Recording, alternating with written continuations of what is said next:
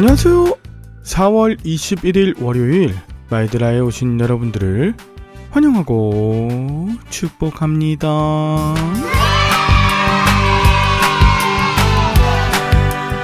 어제 부활주일이었습니다. 지난 사순절 기간 동안 교회 밖에서 내란 종식을 위한 다양한 기도회에 참석하고 또 교회 안에 어떻게 부활하신 주님을 맞이할 수 있을까 매일매일 정리하고 새롭게 하는 일들을 해왔었습니다. 그래서일까요? 이번 부활절은 제게 너무나도 특별하게 느껴졌습니다. 담임 목회의 첫 부활절이기도 하고 이전에 그 어떤 사순절보다도 더 간절한 마음으로 주님 앞에 기도하면서 행동 하나하나를 실천했기 때문에 부활의 감격이 더 극대화될 수 있었죠. 이제 교회 외벽에 붙어있던 촛불을 내리고 다시금 일상의 자리로 돌아와 나라의 회복과 또 교회의 부흥을 위해 기도할 때입니다. 말씀을 기억하며 기도하는 삶, 우리의 손과 발로 부활을 증명해내는 그런 앞으로의 나날들이 있어지길 소망하는 마음 담아 오늘의 마이드라를 힘차게 시작해 보도록 하겠습니다. 자, 출발!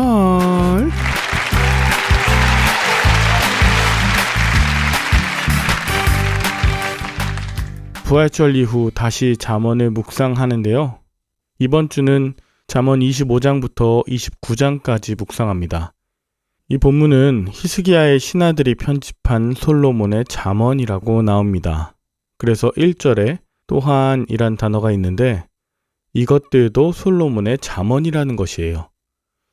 앞선 22장부터 24장까지는 지혜자들의 모음이었는데 이제 25장부터 다시 솔로몬의 잠언이 시작됩니다. 특별히 북왕국 이스라엘이 멸망한 이후에 아수르의 위협에 직면해 있던 남유다의 히스기야 왕이 어떻게 하면 여호와 하나님에 대한 신앙 회복을 통해 남유다의 위기를 극복할 수 있을까 노력하면서 말씀을 모은 것인데요.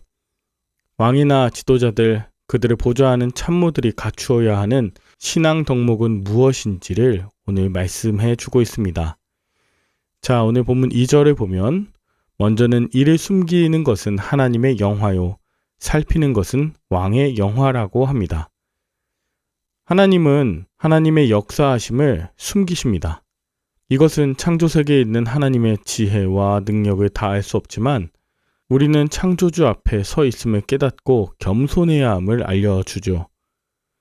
동시에 왕은 하나님의 감추어진 신비와 능력, 그 모든 것을 세심하게 관찰하고 연구함으로 드러나게 해야 되는 책임이 있는 것을 말하는 것입니다. 이때 요구되는 것이 창조주 하나님에 대한 경외심, 그리고 나 자신을 향한 겸손과 존중의 태도입니다. 가령 억울한 일을 당한 사람이 행여 그 일이 해결되지 않은 채 덮이거나 또 지도자들이 국민의 소리를 잊고 외면할까 두려워해야 합니다. 이럴 때 지도자는 최대한 그들의 아픔을 들어주고 억울함을 풀어주어야 합니다. 왜냐하면 하나님께서 하나님의 역사를 숨기시기 때문에 최선을 다하는 노력으로 하나님의 형상대로 지음받은 백성들의 마음을 살피고 푸는 것, 이것이 왕과 지도자들이 가져야 되는 덕목이라는 것입니다. 이어서 왕은 은에서 찌꺼기를 제거했을 때 순수한 은을 얻을 수 있듯이 자신의 주변에 아첨하며 악한 일을 일삼는 자들을 멀리하고 쫓아야 백성들로부터 존경을 받을 수 있습니다. 지도자 주변에 있는 참모들이 얼마나 중요한지 말해주는 것입니다. 주변에 어떠한 사람을 세우느냐, 그것이 지도자의 역량과 능력을 결정한다는 말입니다. 왕은 이렇게 훌륭한 인재와 감사한 동역자들을 만날 때 하나님의 공의와 정의를 세울 수 있습니다.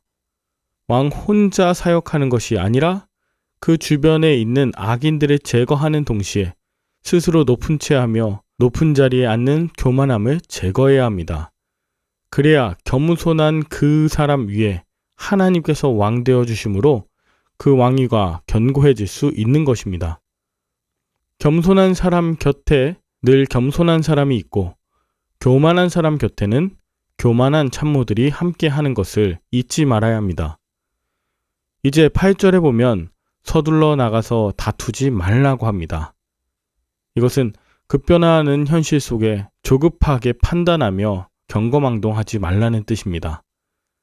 화가 난다면 즉시 보복하는 것이 우리가 생각하는 정의이자 용기라고 생각할 수 있지만 조금만 시간이 지나면 왜 내가 그때 그렇게 조급하게 반응했는가에 대해 후회할 때가 있죠. 이웃과 논쟁을 하게 될 때엔 그 사안의 본질에 대해 집중해야 하는데 감정이 격화되면 상대방에게 인격적인 모독을 일삼거나 그가 부끄러워하는 비밀을 누설하는 경우도 있습니다. 그러나 이렇게 상대방의 비밀을 누설하거나 인격적 모독을 한다면 상대의 감정도 격하게 되어 결국 동일한 방법으로 나를 공격할 수 있기 때문입니다. 그렇게 되면 결국 남는 것은 문제를 해결하고 새로운 미래가 열리는 것이 아니라 서로가 지울 수 없는 상처를 얻게 되고 말죠. 그러므로 해야 할 말과 하지 말아야 할 말을 구별하고 때와 장소에 맞게 말할 수 있는 용기와 절제가 필요합니다. 이것을 위해 12절에선 슬기로운 자의 조언을 귀담아 들으라고 권합니다. 우리는 결국 하나님 앞에서 살아가는 존재입니다. 하나님 때문에 이웃의 아픔에 공감하고 그들의 아픔을 해결하기 위해 동참하며 악한 신하들을 제거함으로써 공의를 세웁니다. 또한 일시적으로 조급하게 판단하며 행동하는 충동이 아니라 성령의 충만을 받는 예수의 제자가 되어야 할 것입니다. 무엇보다 오래 참으며 남의 약점을 공격하는 그런 비열한 방식으로 자신을 높이고자 하는 교만을 지워야 합니다. 나를 공격한 원수에게 오히려 은혜를 베풀어 그에게 복음을 전할 수 있는 기회로 삼으십시오. 자신의 만족과 영예를 구하는 것은 결국 자신의 성읍을 망치며 원수의 공격에 쉽게 당할 수 있는 일과 같다는 것입니다. 이것이 오늘 본문의 내용입니다. 여러분은 오늘 본문을 통해 무엇을 느끼셨나요? 저는 어제 오후에 교인들과 함께 영화 오두막이라는 것을 보았습니다. 어려서 알코올 중독자인 아버지의 학대와 폭력 속에서 자란 맥이라는 주인공이 아버지의 폭력에 견디다 못해 아버지가 늘 마시던 술에 살충제를 타서 죽이는 그런 가슴 아픈 상처를 품고 있었습니다. 그런 그의 아픔을 감싸준 한 여인과 결혼을 한 맥은 세 자녀를 낳았는데 그는 막내딸이 흉악범에 의해 납치되어 죽임당하는 그런 끔찍한 사건을 경험하게 됩니다. 이후 분노와 자기 파괴의 삶을 살던 맥은 어떻게 복수해야 할지 몰라 너무나 괴로워하는 매일매일의 삶 가운데 하나님의 초청하시고 또 회복시키시는 그런 장면에 대한 내용이었습니다.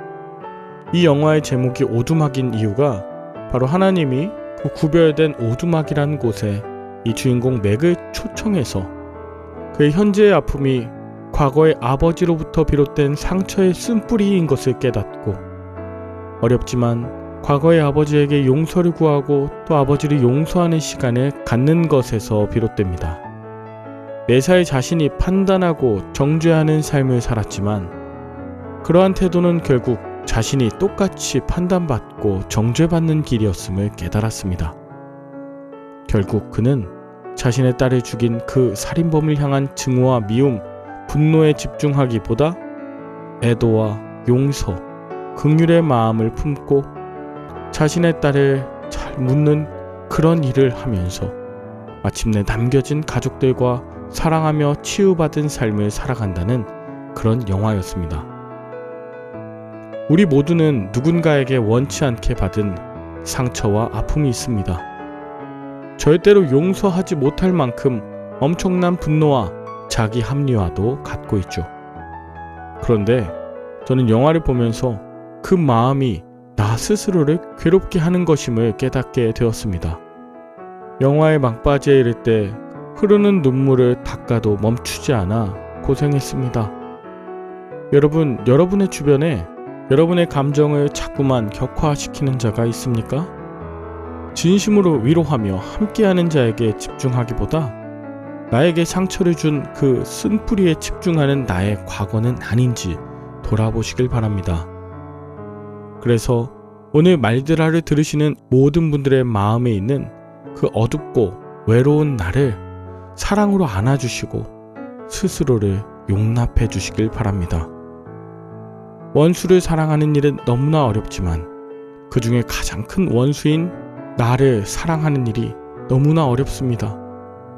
그러나 예수님은 원수를 사랑하라고 말씀하시면서 가장 큰 원수인 바로 저와 여러분을 사랑해 주지 않으셨습니까? 비록 예수님이 말씀하시고 명령하신 이 일이 너무나 어려울지라도 오늘도 용기 내어 예수님께 집중하며 스스로를 용서하고 또 상처 주었던 모든 과거와 사람들 가운데서 예수님의 이름으로 품고 새로운 역사를 펼쳐나가시는 그런 회복의 인생들 다 되실 수 있기를 마음 다해 축복합니다. 함께 기도할까요? 하나님 아버지, 우리는 정의와 공의의 기준을 나에게 둡니다.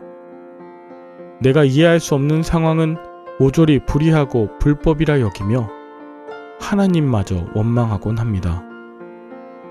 나에게 듣기 좋은 이야기를 하는 사람을 가까이 두지만 내게 옳은 소리나 쓴 소리 또 듣기 싫은 이야기를 하는 사람은 멀리하던 나입니다.